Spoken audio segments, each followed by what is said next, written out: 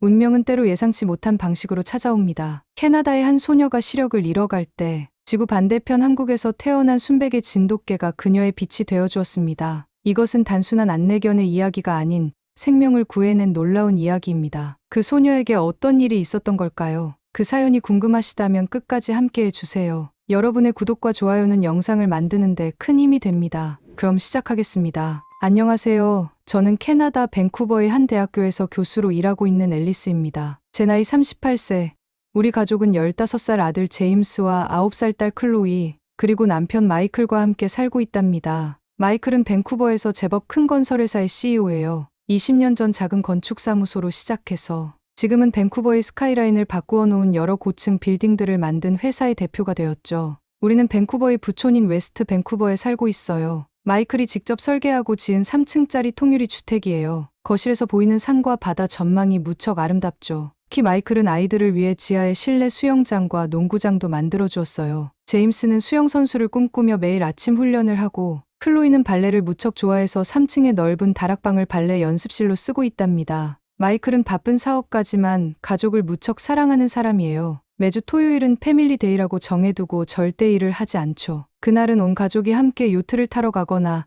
교회로 드라이브를 가곤 했어요. 특히 클로이가 좋아하는 디즈니 공주들처럼 예쁜 드레스를 입혀주고 멋진 레스토랑에서 아빠와 딸의 데이트를 하는 걸 무척 즐겼답니다. 제임스는 아빠를 닮아 벌써부터 건축에 관심이 많아요. 마이클의 사무실에 가서 건축 설계도를 구경하는 걸 좋아하고 레고로 자기만의 건물을 만들곤 하죠. 나중에 아빠보다 더 높은 빌딩을 짓고 싶어요. 라고 말하면 마이클은 아들의 꿈을 응원하며 흐뭇하게 웃곤 했답니다. 우리 가족의 특별한 전통이 하나 있어요. 마이클이 새 건물을 완성할 때마다 가족 모두가 옥상에 올라가 소원을 빌어요. 도시가 내려다보이는 옥상에서 우리 가족 모두 건강하고 행복하게 해주세요. 라고 기도하던 그 순간들이 지금도 생생합니다. 클로이는 그때마다 우리 아빠가 만든 게 제일 높아 라며 자랑스러워했습니다. 하지만 행복했던 일상에 큰 변화가 찾아왔어요. 얼마 전부터 클로이가 이상한 증상을 보이기 시작한 거예요. 평소 잘 타던 자전거에서 자주 넘어지고 발레 연습 중에도 자꾸 실수를 하더니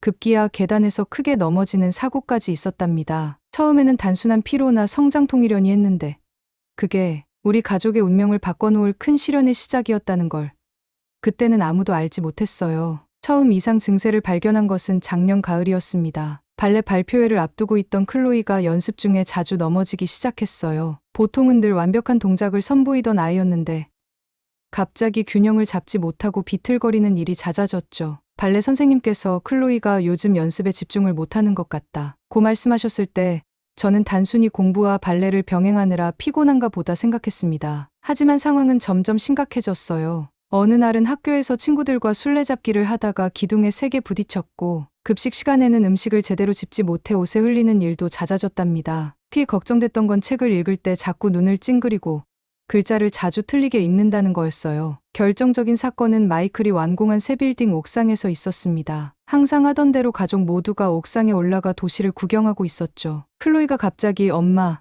저기 노을이 예쁘다며 앞으로 걸어가다가 중심을 잃고 비틀거렸어요. 다행히 마이클이 재빨리 달려가 클로이를 붙잡았지만 그 순간 우리 부부는 서로를 바라보며 같은 생각을 했습니다. 이건 분명 단순한 실수가 아니다. 다음 날 바로 종합병원으로 클로이를 데려갔습니다. 마이클은 모든 일정을 취소하고 하루 종일 검사에 동행했어요. 각종 검사를 받는 클로이를 바라보며 저는 계속 기도했습니다. 제발 아무것도 아니기를. 하지만 현실은 우리의 기도를 비웃듯 잔인했습니다. 망막색 소변성증입니다만 클로이의 경우는 조금 특이한 양상을 보이고 있어요. 담당 의사의 말씀에 저와 마이클은 그 자리에서 얼어붙었습니다. 왼쪽 눈의 망막 손상이 매우 빠르게 진행되고 있습니다. 하지만 다행히도 오른쪽 눈은 상대적으로 안정적이에요. 물론 진행성 질환이라 완치법은 없지만 오른쪽 눈의 경우 적절한 치료를 통해 빛과 형체를 구분할 수 있는 시력은 유지할 수 있을 것 같습니다. 마이클은 자신의 힘으로 지은 높은 빌딩들처럼 단단했던 모습은 온데간데 없이 의자에 털썩 주저앉았습니다.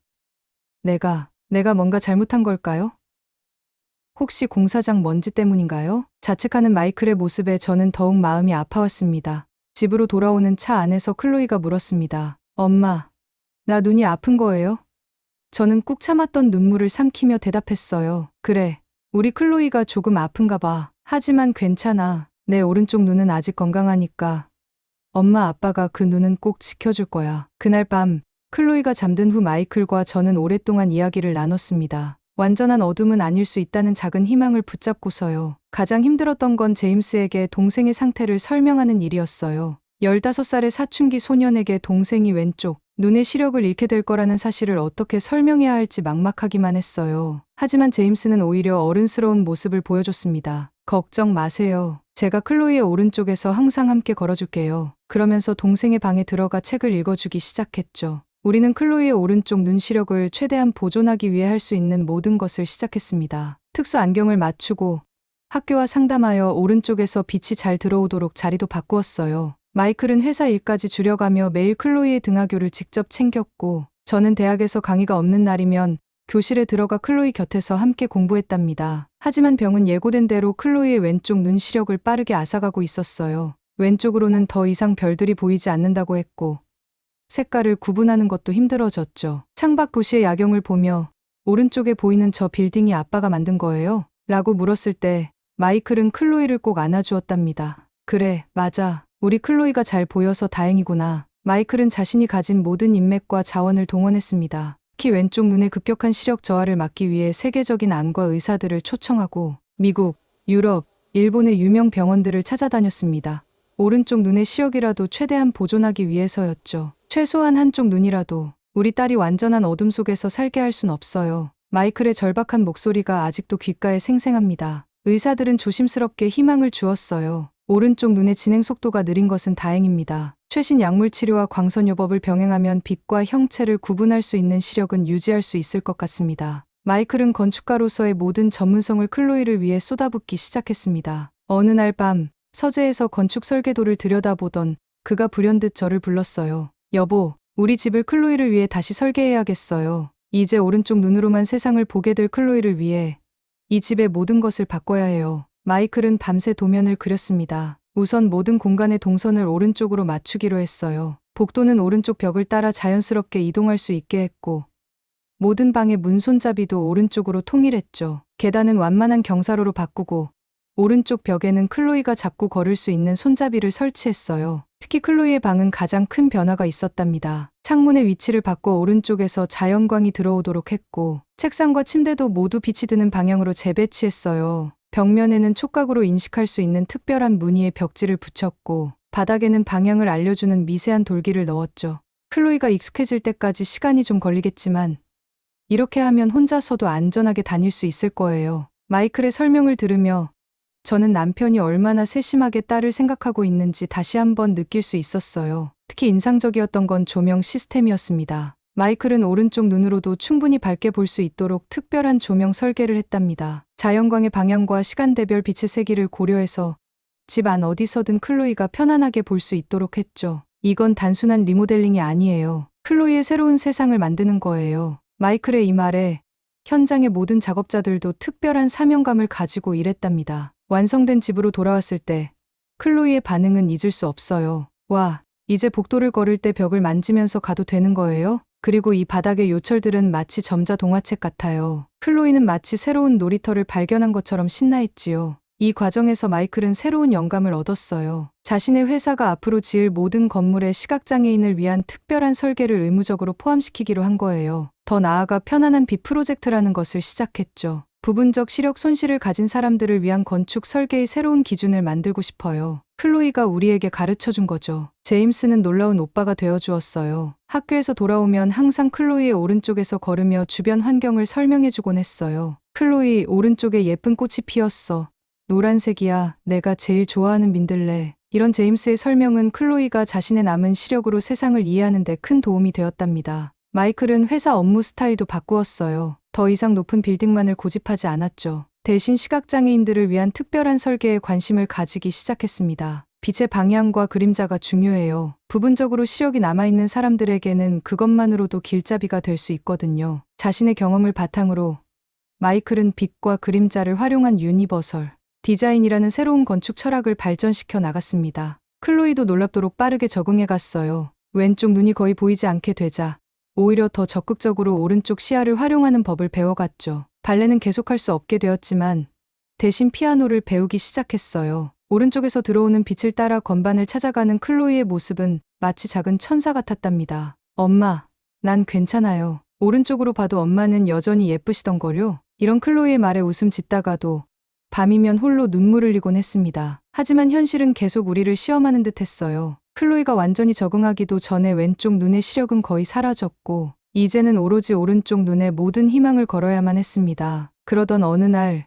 우리 가족의 삶을 바꿀 특별한 만남이 기다리고 있었답니다. 어느 토요일 아침 마이클의 친구이자 세계적인 건축가 로버트가 우리 집을 방문했습니다. 그는 최근 한국의 전통 건축을 연구하기 위해 6개월간 한국에 머물렀다고 했어요. 그런데 뜻밖의 제안을 해왔습니다. 내가 한국에서 특별한 친구를 만났어. 진돗개 별이라고 하는 한국의 토종견이야. 우리나라의 어떤 안내견보다도 영리하고 충성심이 강한 녀석이야. 클로이를 위해 데려오는 게 어떨까? 처음엔 반대했어요. 클로이가 오른쪽 눈으로 겨우 시야를 확보하고 있는데 갑자기 개를 들이면 위험할 것 같았거든요. 하지만 로버트가 보여준 동영상을 보고 생각이 바뀌었답니다. 영상 속 진돗개, 별은 놀라웠어요. 시각장애인 보호시설에서 자원봉사를 하며 본능적으로 사람의 오른쪽에서 걸으며 안내하는 모습이었죠. 더구나 다른 안내견들과 달리 주변 상황을 파악하고 위험을 미리 감지하는 능력이 특별했답니다. 진돗개는 원래 충직하고 영리한 견종이에요. 특히 별이는 태어날 때부터 사람의 오른쪽에 붙어 걷는 특별한 습성이 있더군요. 마치 클로이를 위해 태어난 것 같았어요. 마이클은 즉시 한국으로 떠났습니다. 별을 직접 만나보고 데려오기 위해서였죠.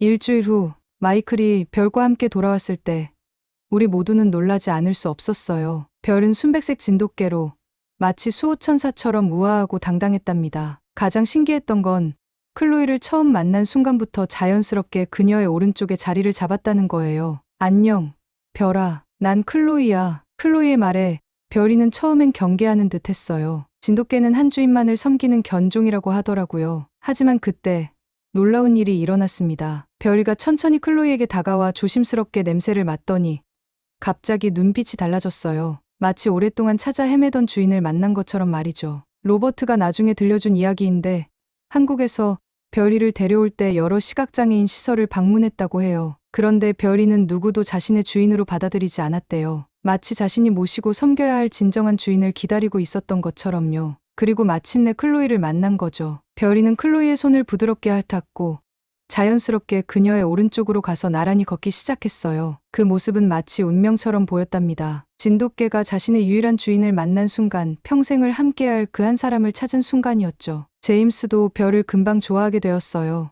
이제 내가 학교에 가 있을 때도 걱정 없겠다. 별이가 클로이를 잘 지켜줄 테니까. 특히 별은 클로이가 계단을 오르내릴 때 정말 믿음직스러웠어요. 항상 한 계단 앞서 걸으며 클로이의 페이스에 맞춰주었고 클로이가 중심을 잃을 것 같으면 재빨리 몸을 받쳐주었죠. 마이클이 별을 데려온 지 일주일 만에 놀라운 일이 일어나고 있었죠. 클로이가 별과 함께라면 집 안에서 혼자 다닐 수 있게 된 거예요. 별은 마치 클로이의 오른쪽 눈이 된 것처럼 그녀가 안전하게 다닐 수 있도록 완벽하게 안내했답니다. 엄마, 별이는 마법사 같아요. 제가 어디로 가고 싶은지 말하기도 전에 알아요. 정말이지, 별은 마법사 같았어요. 클로이가 피아노 연습을 하고 싶어 할 때면 먼저 음악실로 안내했고 숙제를 해야 할 때면 어김없이 서재 쪽으로 발걸음을 옮겼죠. 더 신기했던 건 별이 클로이의 기분까지 읽는다는 거였어요. 클로이가 우울해하면 장난감을 물고 와서 놀자고 조르고 피곤해하면 살며시 다가와 머리를 맞대고 쉬자고 했죠. 별이가 클로이를 선택한 그날부터 우리의 일상은 마법처럼 변해갔어요. 평소에는 늘 불안해하던 클로이가 별이와 함께라면 어디든 자신 있게 다닐 수 있게 되었거든요. 학교도, 공원도, 심지어는 한 번도 가보지 못했던 곳까지 어디든 별이는 클로이의 눈이 되어 안전하게 그녀를 인도했답니다. 그렇게 평화로운 날들이 이어지던 어느 날, 우리 가족에게 예상치 못한 시련이 찾아왔습니다. 그날은 제임스의 첫 전국 수영 대회가 있는 날이었습니다. 대회는 밴쿠버에서 가장 큰 실내 수영장에서 열렸어요. 평소 제임스의 연습 경기는 놓치지 않고 보러 다녔지만 이날은 특별했죠. 클로이도 오빠의 중요한 날이라며 별이와 함께 응원을 가고 싶어 했어요. 대형 실내 수영장은 사람들로 가득 찼습니다. 마이클은 클로이와 제가 잘 보일 수 있도록 관중석 맨 앞자리를 예약해뒀어요. 별이는 늘 그렇듯 클로이의 오른쪽에 앉아 주변 상황을 예의주시하고 있었죠. 다음은 남자 고등부 200m 자유형 결승 경기입니다. 제임스의 차례가 다가오자 우리 가족의 긴장감도 높아졌어요. 클로이는 오른쪽 눈으로 오빠를 열심히 찾았고 별이도 제임스를 발견했는지 꼬리를 흔들었답니다. 그때였습니다. 쾅 갑자기 큰 천둥 소리와 함께 전기가 나갔어요. 순식간에 거대한 실내 수영장이 칠흑 같은 어둠에 잠겼죠. 창문이 거의 없는 지하 수영장이라 한치 앞도 보이지 않았어요. 사람들이 한꺼번에 웅성거리기 시작했고 곧 공포에 질린 비명소리가 들려왔어요. 누군가 출구가 어디야? 라고 소리쳤고 그 순간 관중석의 모든 사람들이 일제히 출구를 향해 달려가기 시작했습니다. 클로이, 내 손을 꼭 잡아. 하지만 이미 늦었어요. 순식간에 밀려오는 인파에 휩쓸려 클로이의 손이 제 손에서 미끄러져 나갔습니다. 엄마, 클로이의 절규가 들렸지만 어둠 속에서 아무것도 보이지 않았어요. 마이클도 제임스를 찾으러 수영장 쪽으로 뛰어갔고 저는 사람들에게 밀려 출구 쪽으로 떠밀려 갔죠. 그때 끔찍한 소리가 들려왔어요. 첨벙, 누군가가 물속으로 빠지는 소리였어요. 곧이어 클로이의 비명이 들렸습니다. 살려주세요. 엄마, 아빠. 왼쪽 눈이 보이지 않는 클로이가 완전한 어둠 속에 갇혀버린 거예요. 게다가 깊은 물속에 빠져버렸죠. 사람들은 공포에 질려 아무도 도움을 줄 수 없었어요. 그런데 그때 하얀 빗줄기가 어둠을 가르며 물속으로 뛰어들었어요. 별이었습니다. 순백의 진돗개, 별이가 망설임 없이 클로이를 향해 뛰어든 거예요. 진돗개는 천성적으로 수영을 잘한다고 해요. 하지만 그날 별이가 보여준 능력은 그 이상이었답니다. 칠흑 같은 어둠 속에서도 별이는 정확하게 클로이가 있는 곳을 찾아갔어요. 나중에 알고 보니 별이는 평소 클로이의 채취를 기억해뒀다가 물속에서도 그 희미한 냄새를 따라갔다고 해요.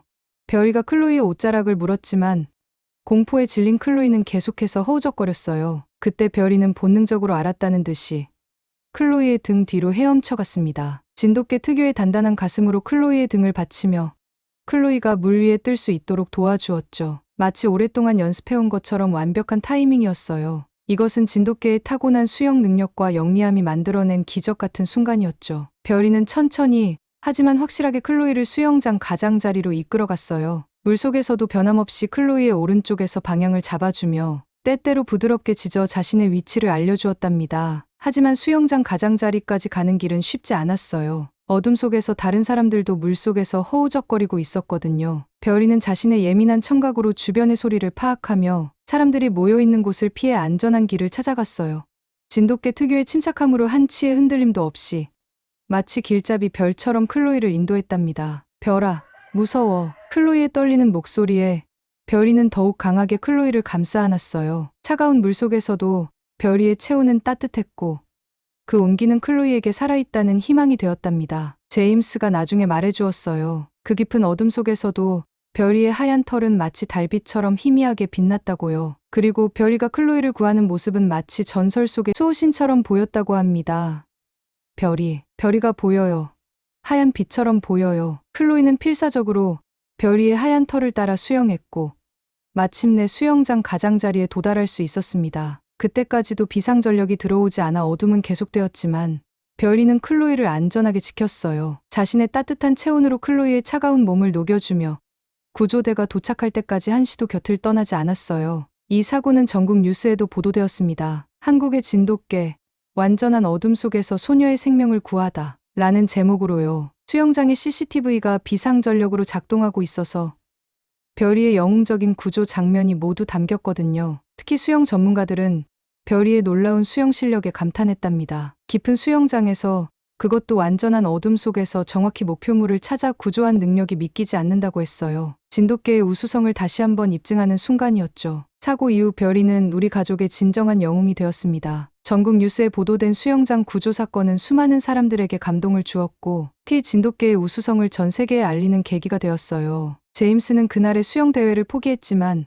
오히려 더 큰 꿈을 갖게 되었습니다. 장애인 수영 강사가 되기로 한 거죠. 별이가 깨우쳐줬어요. 수영은 단순한 스포츠가 아니라 생존의 기술이라는 걸요. 이제 저는 시각장애인들에게 수영을 가르치는 프로그램을 만들고 싶어요. 클로이도 많이 달라졌답니다. 더 이상 자신의 장애를 부끄러워하지 않게 되었어요. 오히려 다른 시각장애 아이들에게 희망이 되어주고 싶다며 학교에서 자신의 이야기를 공유하기 시작했죠. 특히 별이와 함께하는 수업 시간은 친구들에게 가장 인기 있는 시간이 되었어요. 우리 별이는 그냥 개가 아니에요. 한국의 진돗개는 충성심과 용기, 그리고 지혜를 가진 특별한 존재예요. 제가 바로 그 증인이죠. 마이클의 건설 회사는 이제 모든 건물에 시각장애인을 위한 특별한 설계를 의무화했어요. 더 나아가 진돗개 프로젝트라는 것도 시작했답니다. 시각장애인 보호시설마다 훈련된 진돗개를 한 마리씩 보내주는 프로젝트였죠. 이를 위해 한국의 진돗개 보호단체와 협력하여 우수한 혈통의 진돗개들을 선발하고 훈련하는 프로그램도 만들었어요. 저는 대학에서 동물 매개 치료하는 새로운 연구를 시작했습니다. 진돗개의 특별한 능력이 시각장애인들의 재활에 미치는 영향을 연구하고 있죠. 클로이와 별이의 사례는 이미 저의 연구 자료가 되고 있답니다. 지금도 별이는 변함없이 클로이의 오른쪽에서 걷고 있어요. 하지만 이제는 단순한 안내견이 아닌